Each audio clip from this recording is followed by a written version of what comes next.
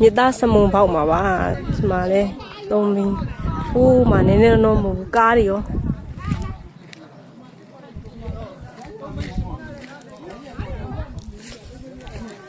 မကြည့်အောင်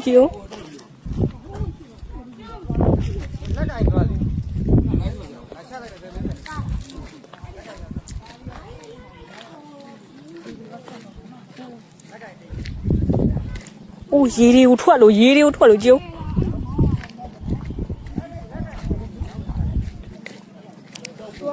အောက်ထဲမှာမြေကြီးထားတဲ့အချိန်နဲ့တ